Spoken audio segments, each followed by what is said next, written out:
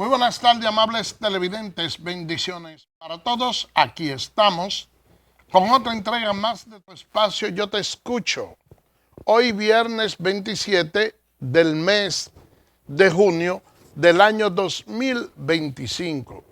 Un viernes, señores, con muchas informaciones, pero que pudiera decirle que de manera especial hay un tema que ha copado la opinión pública y es el caso Wander Franco.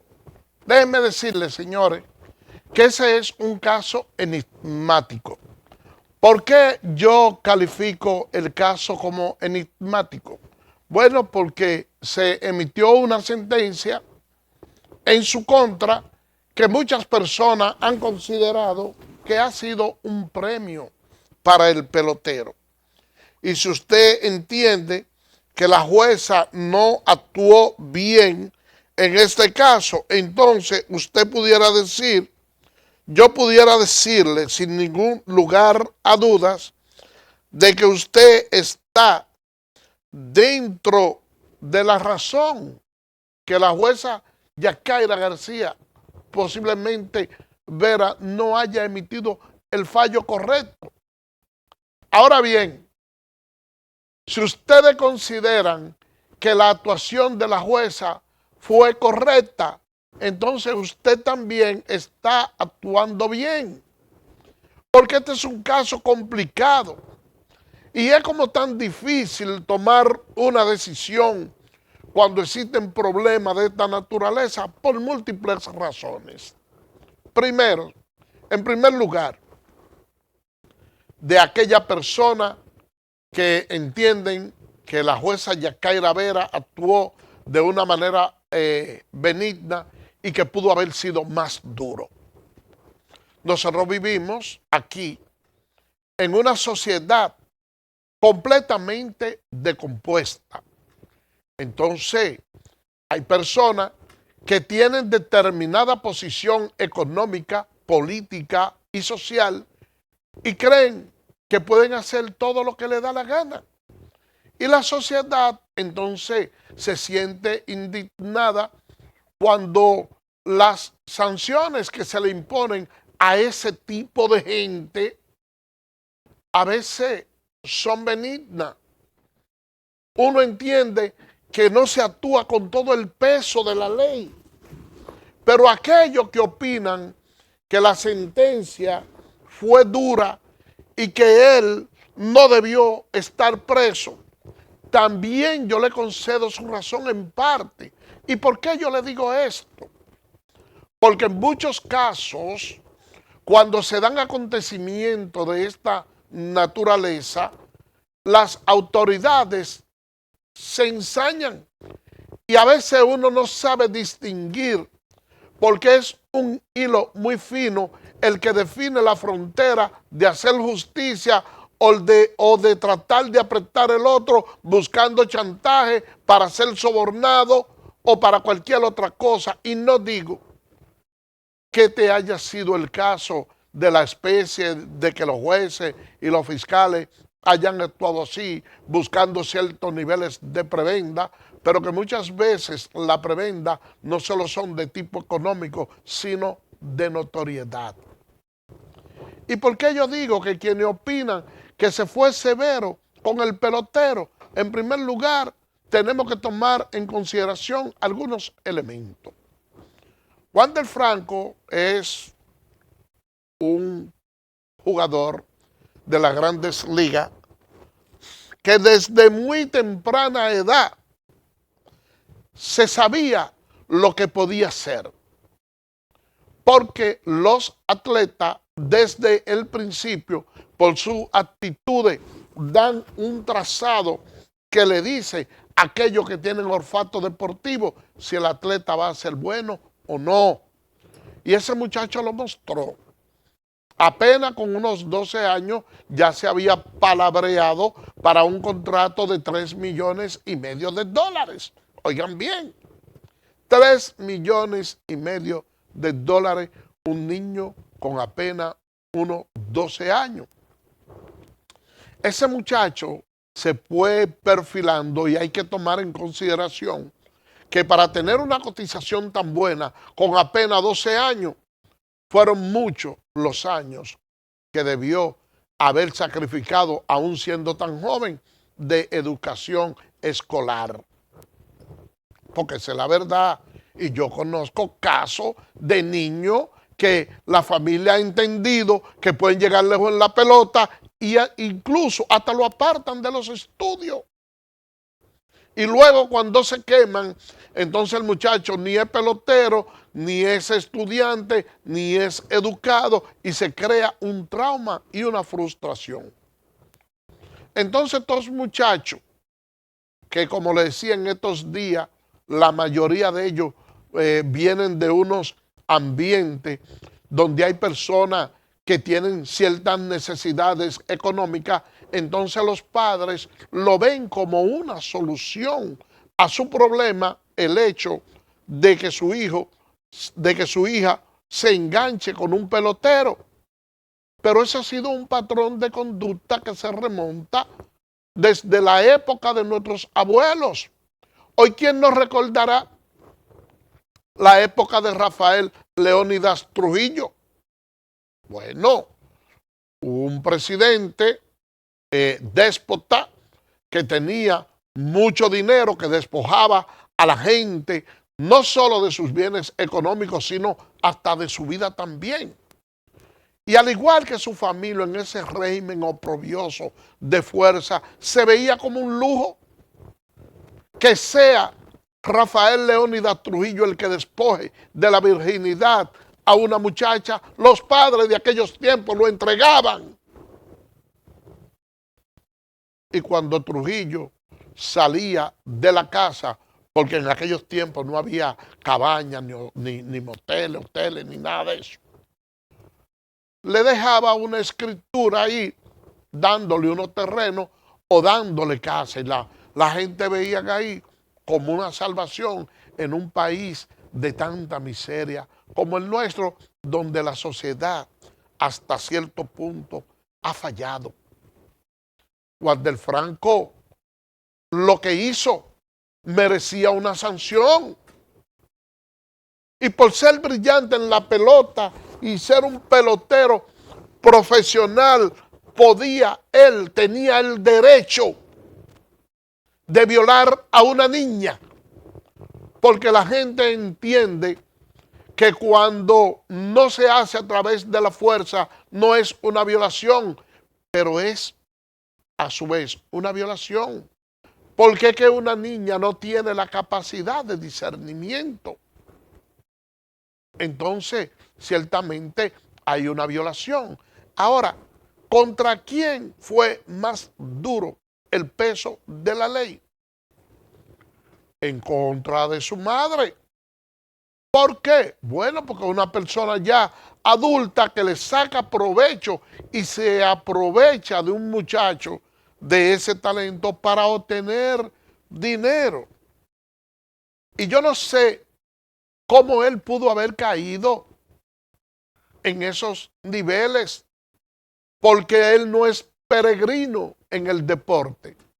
Él tiene familiares como Eria Ibar, sus hermanos, entre otros, que de una forma u otra conocen lo que es el béisbol y debieron darle ciertos niveles de orientación. Pero no solo eso.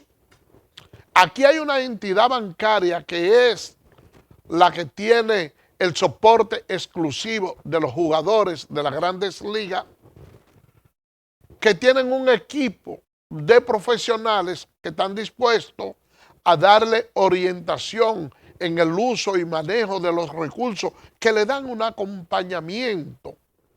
Pero imagínense ustedes, nosotros estamos viviendo en unos tiempos tan convulsos que usted tiene sus hijos y hoy en día el tratamiento que se le da al padre no es lo mismo que se le daba anteriormente. Ya no hay una línea de respeto. Estos jóvenes de ahora no quieren respetar a nadie. Y ustedes ven que muchos están en sus casas se levantan hasta las 12 de la noche porque echan el día fumando juca y acostándose a que si yo qué hora chateando y los padres no pueden con ellos. Imagínense con uno que tenga talento y que tenga millones de dólares. ¿De qué manera un padre o una madre pueden aplicarle una sanción ejemplar? ¿De qué manera pueden establecer lo correctivo en una sociedad como la que tenemos ahora? Que el Ministerio Público se haya empantalonado y haya dicho, miren, nosotros pedimos tanto para Wander Franco, que la jueza que le dio una sentencia suave porque le puso 2 años de prisión suspendida. Eso indica que él no va a estar preso. Él todavía tiene un mundo por delante. Habría que ver del conjunto de Tampa Bay, que lo tiene a él en una condición especial, que le tiene suspendido el contrato de trabajo, si en lo adelante considera darle la oportunidad, porque él firmó un contrato por 11 años y apenas han transcurrido 2. Entonces, en la lista de restricción que él está, el equipo no tiene que pagar el salario y puede determinar, dependiendo de la política interna que tenga, si va a prescindir de ese contrato o lo va a mantener ahí.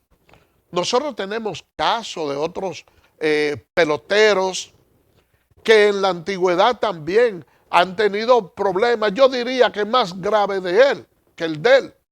Porque el problema de César Cedeño, que fue un problema de muerte, yo considero que es mucho más grave que eso. Bueno, pero César Cedeño continuó jugando en las Grandes Ligas, pero ya los tiempos son diferentes. Tenemos el caso de Trevor Bauer, que por un caso similar, pero no con una niña, de violación nada más, pero no con una niña, una persona adulta, bueno, pues está fuera de las Grandes Ligas. Vamos a ver cuál es el accionar de ahora en adelante, qué puede pasar con el equipo de Tampa Bay, cuál será la oportunidad que pretenderá darle a Wander Franco en esta situación, si él puede tener la suficiente mentalidad como para poder concentrarse en el plato con una fanaticada, tanto la de aquí como la de allá, una fanaticada ardiente y respetuosa, que en el momento en que él se vaya a parar en la caja de bateo estará voceándoles cosas, como lo han hecho con todos los demás peloteros. El caso, señores, es que aquí él pertenece al conjunto de los Leones del Escogido. Todavía la directiva de los Leones del Escogido no se ha pronunciado acerca de cuál sería el estatus dentro de ese equipo. Hay quienes piensan que pudiera irse al béisbol asiático, que pudiera también estar jugando por allá, por Japón, pero allá hay ciertas normas también. O sea, que es una situación bastante difícil en la cual deben verse todos los jóvenes peloteros, en la cual deben verse todos los padres de prospecto, para que de ahora en adelante el caso de Wander Franco no se replique en la República Dominicana y siente un precedente. Vamos a hacer una pausa y regresamos en breve.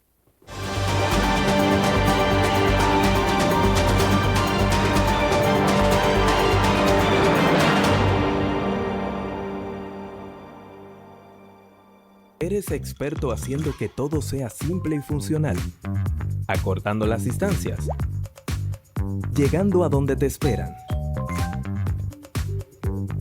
ganando tiempo. Y ahora serás un experto como usuario financiero. Llegó ProUsuario Digital, la solución que te permite acceder a tu consulta crediticia, realizar reclamaciones, presentar quejas y denuncias, consultar cuentas inactivas o abandonadas y mejorar tus conocimientos de finanzas personales. Accede a prousuario.gov.do o descárgala desde Google Play. Alcanza el nivel experto, el nivel ProUsuario. Superintendencia de Bancos de la República Dominicana.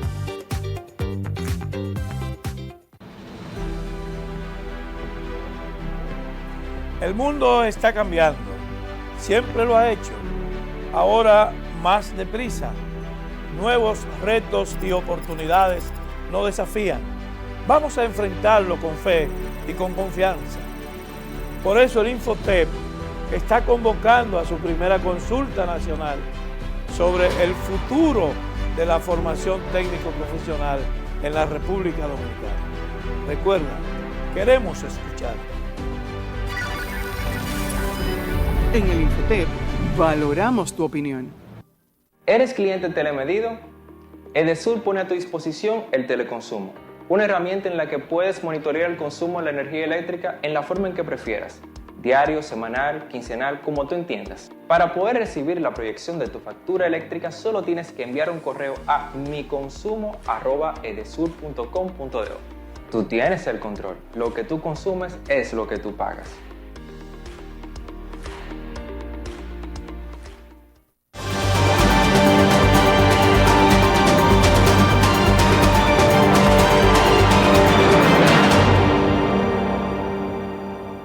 Bien, gracias por permanecer con nosotros. Mire, ya que nosotros estuvimos hablando del caso de Juan del Franco, vamos a seguir en esa misma línea discursiva porque ustedes recuerdan el caso de David de los Santos, un joven que estaba en Sabville, que fue apresado, llevado a un destacamento del ensanche Naco y luego de ahí ese joven murió en ese destacamento ahí, que fue agredido y no se había obtenido una información clara acerca del caso. Bueno, pues ya se falló un juicio de fondo y dos de los policías que participaron en ese hecho fueron condenados a 10 años de prisión y 3 civiles a 30 años. Ese es por ese caso, señores. Y la verdad es que logró mucha notoriedad y tener informaciones acerca de lo que ha sucedido hasta cierto punto calma un poco la sed de justicia que tenían sus familiares y eso demuestra claramente de que nosotros estamos teniendo ciertos niveles de pulcritud, yo diría, en los casos judiciales, en el sentido de que no se está apañando esas malas actuaciones que a veces se cometen dentro de los destacamentos policiales, como ocurría en tiempos anteriores. Y eso es algo que no se lo debemos de manera exclusiva a este gobierno, sino a todos los que han pasado por ahí, porque la verdad es que la República Dominicana, cuando se habla de democracia, hemos podido resaltar que es un proceso que en la medida que va pasando el tiempo, se va avanzando de manera más profunda y son todos los gobernantes y es el propio pueblo dominicano a través de las exigencias que hacen las calles y sus conquistas sociales que ha logrado que nosotros tengamos ese nivel de avance. Y seguimos también ahí dentro del caso de la justicia porque el Ministerio Público dice que va a apelar la decisión del caso de Yesep. Ustedes saben, señores, que el recurso de apelación le da un proceso devolutivo a la sentencia y comienza prácticamente de su fase casi embrionaria. Y la decisión que tome la Corte de Apelación anula la decisión que dio el Tribunal de Primer Grado. Ahorita no hablamos de apelación. En el caso de Juan del Franco decía su abogado que iba a apelar la sentencia, cosa que yo dudo que él vaya a hacer. Ahora, en el aspecto psicológico, sí él tiene hasta cierto punto un elemento motivacional para decir eso. Porque cuando él dice, no, miren, yo voy a apelar la sentencia, y no duden ustedes que de hecho la apele. ¿Por qué? Porque si él apela la sentencia, lo único que busca es ganancia. Si le rechazan el recurso de apelación por el hecho de él haber incoado la acción buscando una mejoría para su cliente, no lo va a afectar. porque no lo perjudica el hecho de que él trate de ejercer en la acción. Ahora bien, si es el Ministerio Público que la apela, ya la situación es otra, porque esa decisión pudiera ser variado y habría que ver cuál es el criterio que tiene la Corte de Apelación que pudiera modificar esa sentencia y poner una mucho más severa. Pero en términos psicológicos yo le digo que es un decir del abogado de Wander Franco, voy a apelar, porque eso hasta cierto punto pudiera dejar o calmar el ansia del Ministerio Público. Eso básicamente, señores, es lo que puede suceder. Déjenme decirle, ya vamos a cambiar de otro tema y saliendo de la prisión, bueno, pues nosotros estuvimos resaltando en el día de ayer la visita que le hizo el presidente Luis Abinader a Danilo Medina, y déjenme decirle que eso pone en alto a la República Dominicana en términos democráticos, el hecho de tener al presidente visitando a un exmandatario en el local de la Casa Nacional de su partido, porque eso deja claramente establecido que el presidente de la República es una persona que tiene cierto grado de humildad, tanto así que ha ido rompiendo con todos esos paradigmas que anteriormente adornaban a los anteriores presidentes. Pero también ese pedimento lo había hecho Danilo Medina, de que se reunieran allá en la Casa Nacional del PLD. Y yo veo con buenos ojos el hecho de que se haya planteado de que el presidente Medina haya conversado de manera individual con el presidente Luis Abinader, porque resulta que el que tiene la última palabra, el que toma la decisión, es el presidente Luis Abinader, y se hace mejor y mucho más fluida y es más entendible una postura adoptada conversando él face to face con Danilo Medina y que ellos dos propicien un acuerdo, o que más bien se entiendan en lo que pudiera utilizar el presidente para manejar el caso, porque ahora lo mismo pudiera ocurrir con una visita al expresidente Leonel Fernández, otra a Hipólito Mejía, que no es lo mismo 4 personas opinando de manera diferente, con posiciones cruzadas, a cuando se logra consensuar de manera individual con cada uno de los 3. Yo pienso que se puede adoptar una postura más firme y una postura más idónea. Miren, no sé si ustedes habrán leído un capítulo de la Biblia de la transfiguración de Jesucristo, cuando él se apareció, que estaba con Moisés, con Elías y que habían hablado. Señores, Jesús se llevó 3 de los discípulos con edades distintas, y el mensaje final, la moraleja es que es difícil 3 personas que no sean coetáneas, con edades tan distintas, que sobre un mismo hecho puedan dar una versión. Así mismo, señores, ocurre en la política, que a veces esas reuniones que usted hace en paralelo y toma la opinión de cada uno, entonces usted puede hacer un néctar, un condensado de eso y aplicar la medida, porque finalmente quien va a aplicar la medida es el presidente Luis Abinader, y entiendo yo que va a escoger un poco de los otros, pero que además también manda un mensaje muy positivo al Consejo de la ONU, con el cual tiene el presidente que reunirse el día 30 de este mes, cuando lleve una posición consensuada de la clase política dominicana, porque no es lo mismo frente a ese consejo una opinión o la decisión del presidente Luis Abinader a cuando él lleva una postura del país que dice no.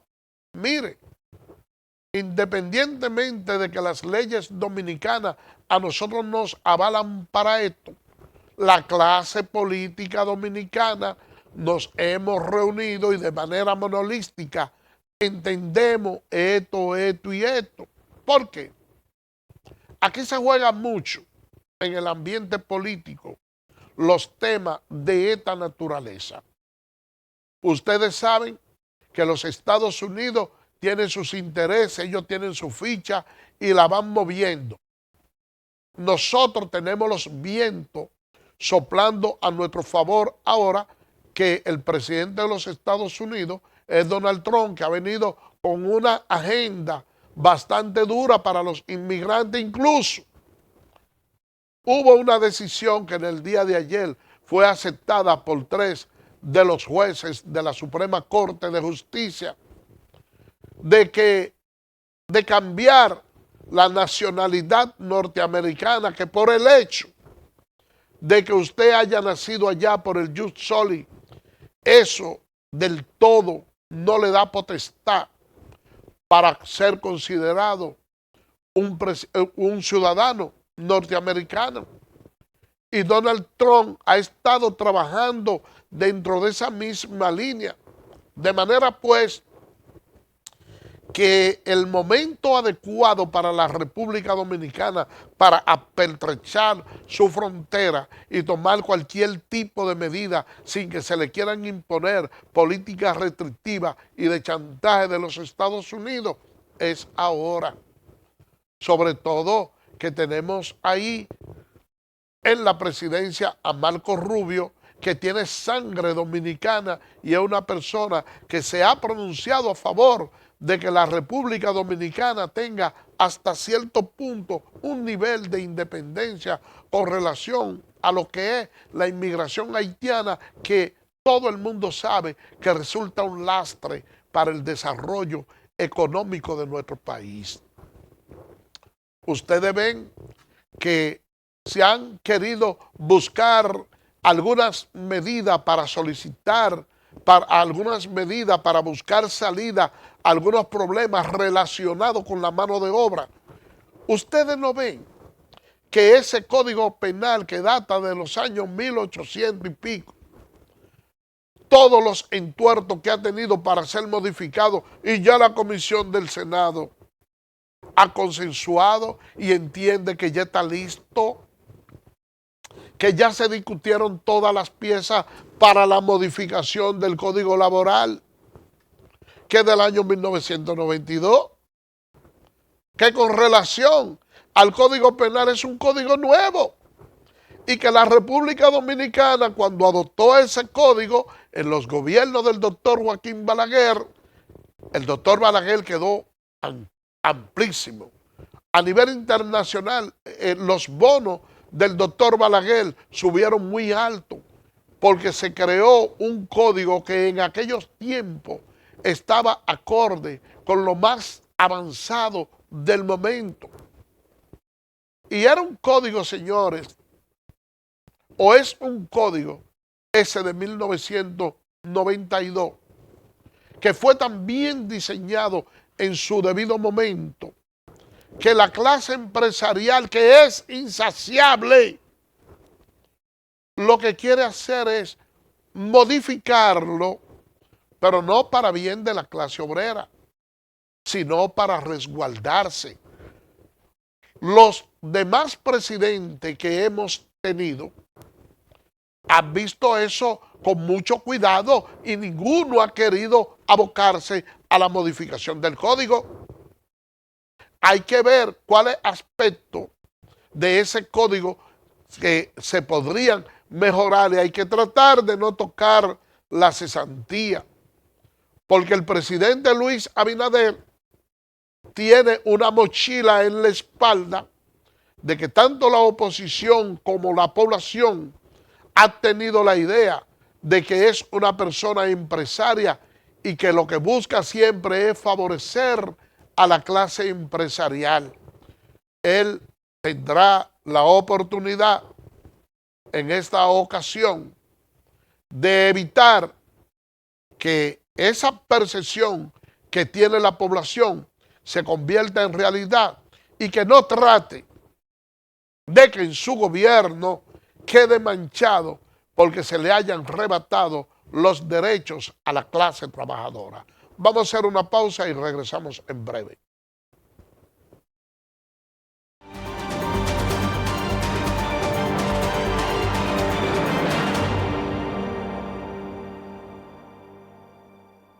¿Eres experto haciendo que todo sea simple y funcional? Acortando las distancias. Llegando a donde te esperan. Ganando tiempo. Y ahora serás un experto como usuario financiero. Llegó ProUsuario Digital, la solución que te permite acceder a tu consulta crediticia, realizar reclamaciones, presentar quejas y denuncias, consultar cuentas inactivas o abandonadas y mejorar tus conocimientos de finanzas personales. Accede a prousuario.gov.do o descárgala desde Google Play. Alcanza el nivel experto, el nivel ProUsuario. Superintendencia de Bancos de la República Dominicana.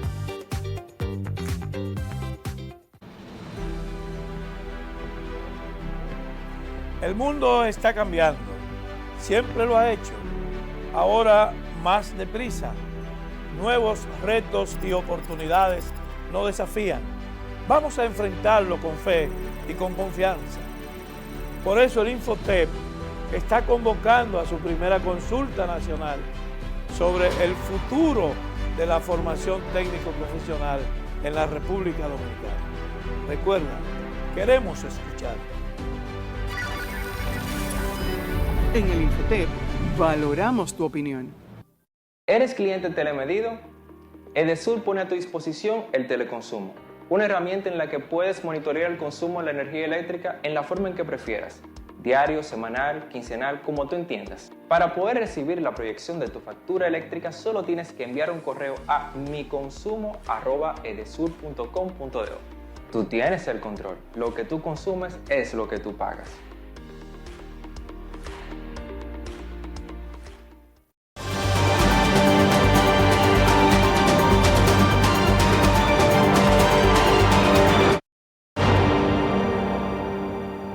Gracias por permanecer con nosotros.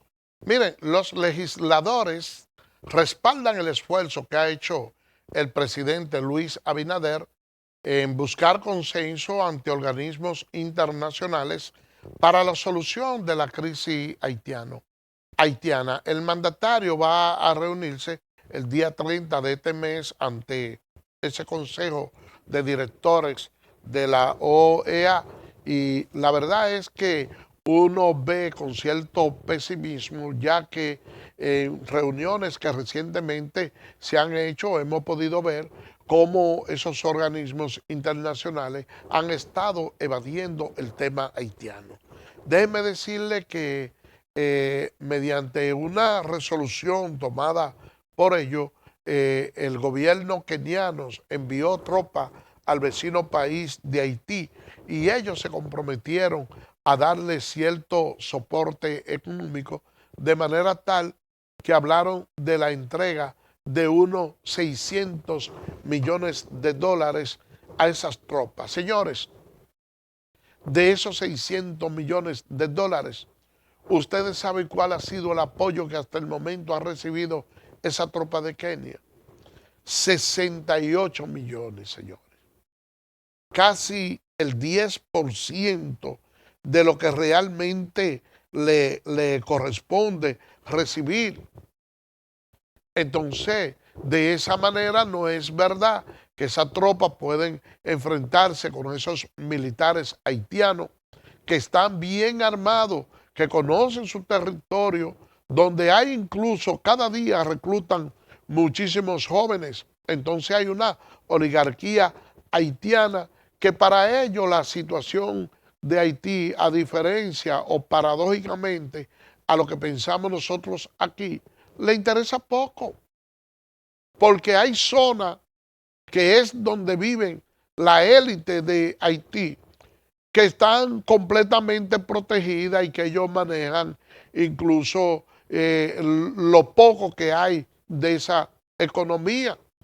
Entonces, un país que está tan convulso y que tiene esas dificultades, entonces uno ve la forma en que esa comunidad internacional se ha olvidado del vecino país y tiene incluso hasta que pensar y reevaluar cualquier tipo de reprimenda que le vaya a hacer a ellos, porque uno dice, en las condiciones que está Haití, con autoridades que han sido colocadas, que aunque ha sido dentro de un consenso, no tienen la legitimidad de haber sido escogido mediante un proceso eleccionario, pero cada quien piensa de manera personal en su provecho.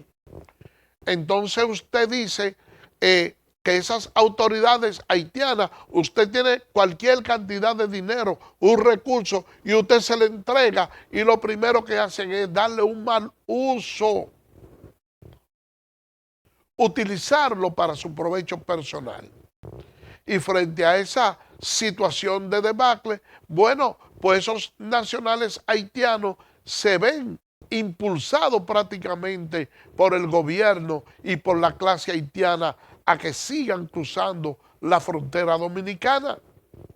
Pero ya nosotros realmente no aguantamos más.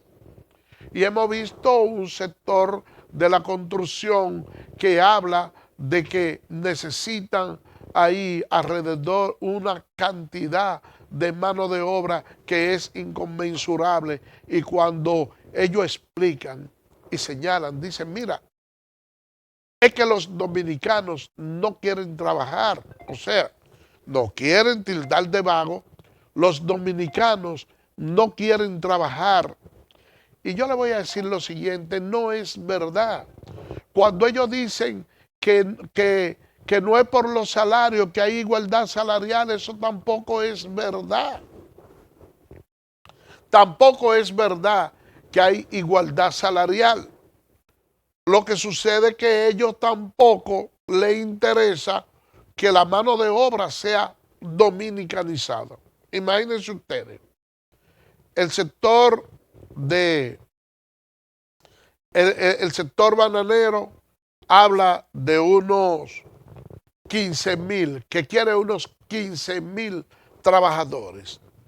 Si ustedes se buscan la resolución del comité de salario, cuánto debe de ganar un empleado del campo, y ustedes multiplican esos salarios por 15,000, pero le agregan a eso, le sacan el 10% a ese salario de los 15,000 y ponen 3.7, que es lo que deben de pagar los trabajadores de seguridad social, y el resto el empleador 6.3.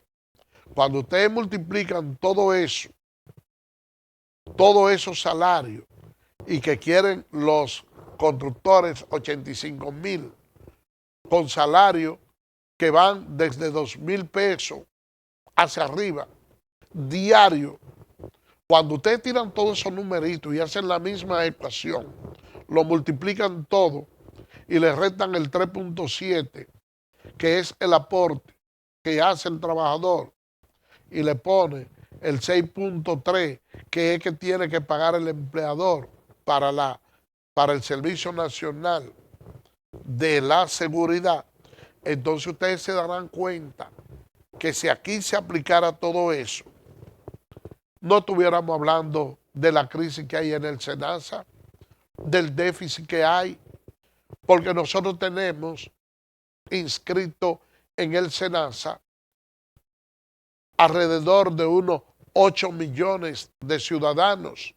Dentro de ellos, en el régimen subsidiado, hay 5.6 y los otros están en el contributivo.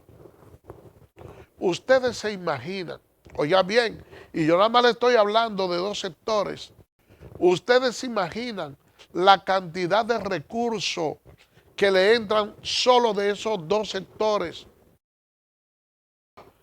al Servicio Nacional de Salud. ¿Cuánto le entran para la cotización?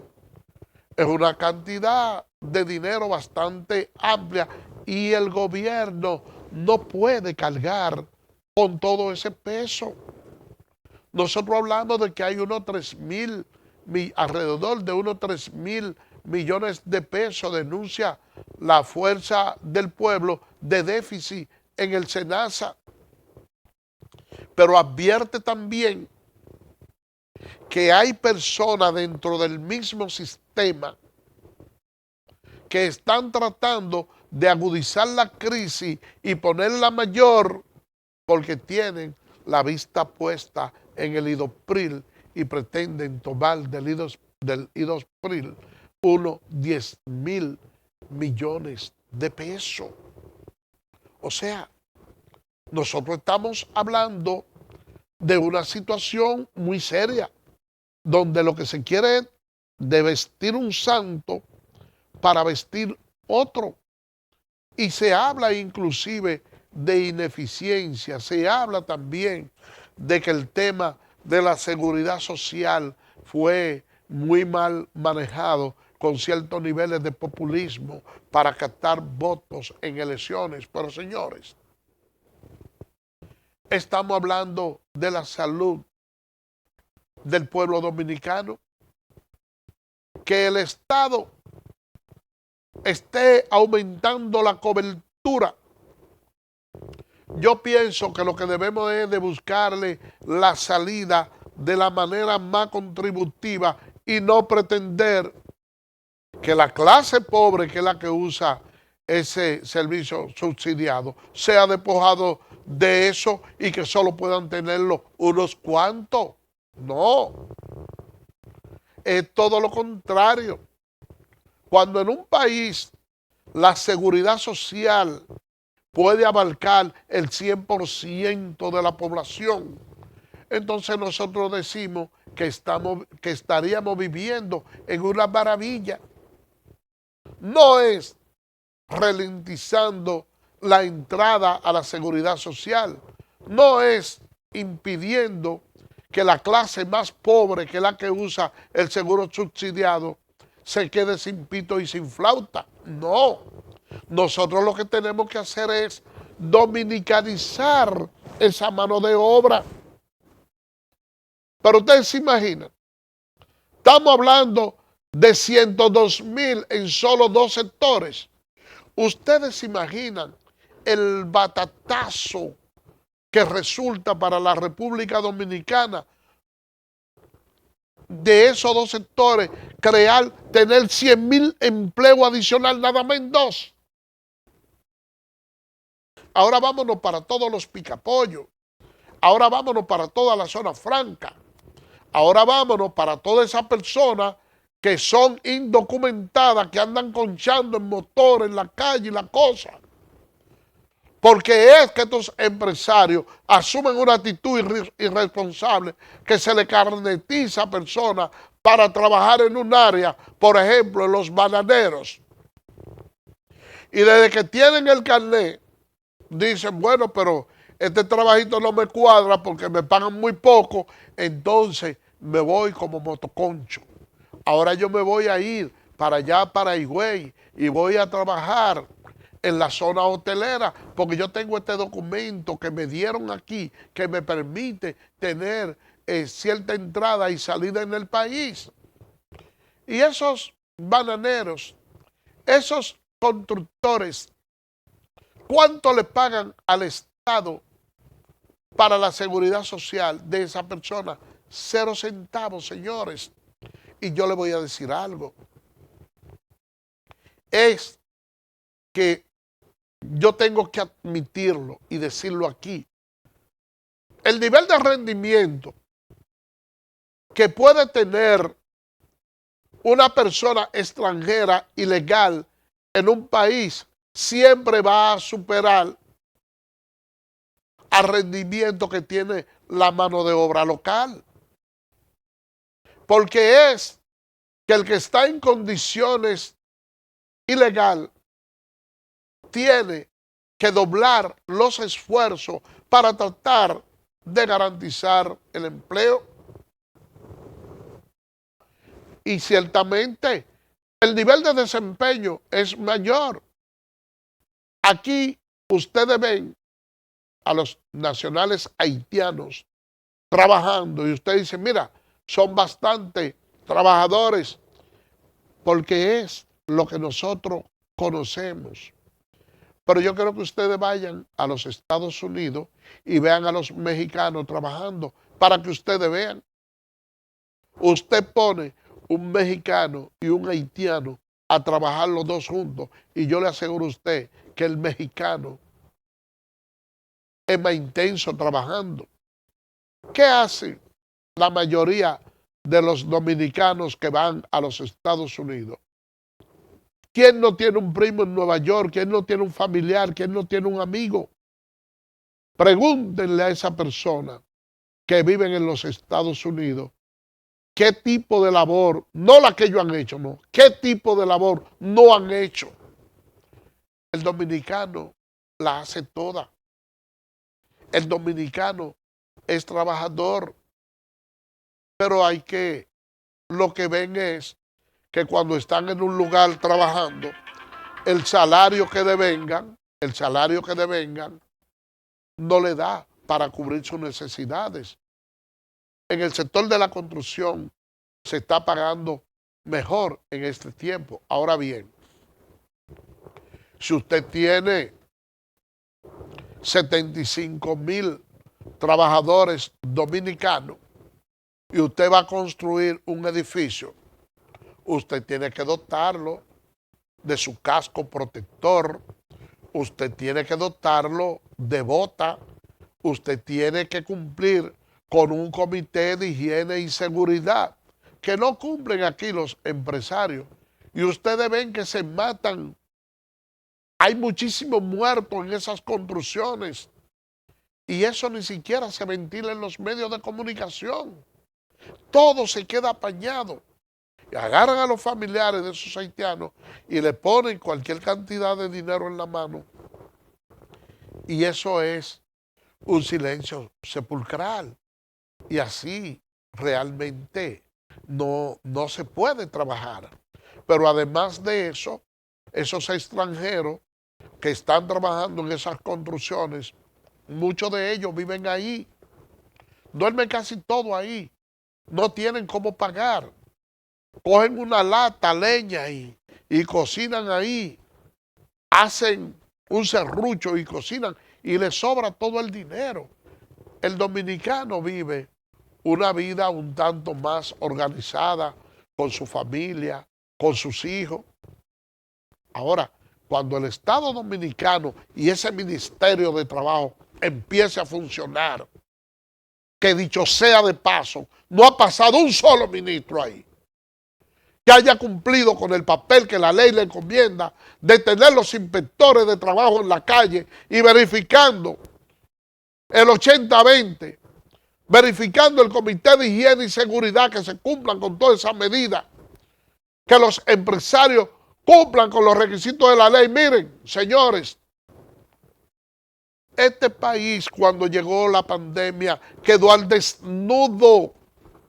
Yo pensé que ese era el momento, con un gobierno nuevo, un gobierno del cambio, para nosotros hacer las transformaciones que en el área laboral necesitamos. Pero no se hizo. El gobierno llamó a los empresarios y le dijo, porque nunca nos hablaron claro de las suspensiones de los trabajadores por motivo de la pandemia. ¿Y qué sucede? Que cuando hay una suspensión provisional, el código solo le da facultad a los empleadores a suspender por 90 días sin tener el compromiso de pagar. Entonces, para no tener el compromiso de pagar, eso tiene que ser sometido al Ministerio de Trabajo, o de lo contrario, la suspensión se torna ilegal y tienen que pagarle el salario a los trabajadores, y eso estaba ocurriendo en la pandemia. Dijeron, bueno, pero los empleadores, bueno, pero hay una prohibición de que nadie puede salir a trabajar y ahora estamos nosotros pagando esos salarios a los trabajadores sin producción. ¿Quién soporta eso? Nadie. Entonces se crearon una serie de planes donde el Estado también iba a ayudar a esos empleadores con el salario de los trabajadores, estableciendo tarifas más bajas. Y se tomó como parámetro que como la persona no iba a salir a gastar pasaje, no iba a hacer inversión en comida en la calle ni nada por el estilo, buscar una manera de paliar cierta situación. Pero el gobierno dijo, vamos a empezar primero con aquellos sectores que están organizados, que tienen su planilla de personal fijo, que pagan la seguridad social, que están registrados en el Ministerio de Trabajo. Y se iniciaron con eso. Pero miren, déjenme decirles que la protesta grande vino cuando esa avalancha de empresarios que no cumplían con nada necesitaban la ayuda del Estado. Ahí la puerca torció el rabo. Y usted sabe lo que sucedió con esos empresarios, igual que lo que va a suceder con los nacionales haitianos que nacen aquí en el país. Que dijeron, mira, son tantos los informales que llegan casi al 80%, que va a haber que incluirlo a todo. Y vamos a darle a todo. Y todo el que iba y se inscribía en una lista adicional, mire, yo tengo tantos trabajadores, a todos esos trabajadores se le pagaba, a todos esos empleadores se le pagaba dinero, aún cuando no estaban en los registros del Ministerio de Trabajo con la planilla de personal fijo, que no tenían libros de sueldos y jornales, que no tenían libros de visita, que no tenían, miren, nada cómo usted identificar que eran empresarios. Pero era tan grande el problema que hubo que resolverle a todos. Eso mismo va a suceder aquí. Ustedes no ven que ya los últimos datos que nos dan, gracias a Dios, han bajado un poquito. Pero antes de que se tomara la medida de abril de deportar a las personas que fueran a dar a luz a los hospitales, la natalidad estaba en un 38%, después de eso bajó a un 17%, que todavía es alta, pero bajó a un 38%, pero estaba en un 38%. Y yo le voy a decir, eso significa que ya casi, que estamos rondando el umbral, que estábamos rondando el umbral de los del 40% de los partos. Y cuando ya es una población que lleva una ascendencia de un 40% y ustedes dicen dentro de unos pocos años, bueno, en la República Dominicana ya llega a los 20 millones de personas y de esos 20 millones, 8 son indocumentados haitianos. ¿Qué vamos a hacer nosotros con 8 millones en una población? Porque con el ritmo que vamos, pudieran ellos hasta sobrepasarnos a nosotros. Y cuando usted tenga 20 millones y 10 son indocumentados y 10 de aquí que nacieron aquí, ¿qué usted va a hacer? Vamos a buscar una salida, señores, y declarar que ya todos estos son dominicanos y ya estamos fundidos y ya no embromamos y eso se va a quedar así. Y es el temor que muchos de nosotros debemos albergar y que debemos de procurar que la clase política les dé, como de hecho lo está haciendo, un espaldarazo al presidente de la República para que nosotros podamos mantener nuestra identidad. Señores, por el día de hoy hemos llegado al final. Será el lunes, Dios mediante, cuando estaremos con otra entrega más de tu espacio Yo Te Escucho. Así que, bye bye.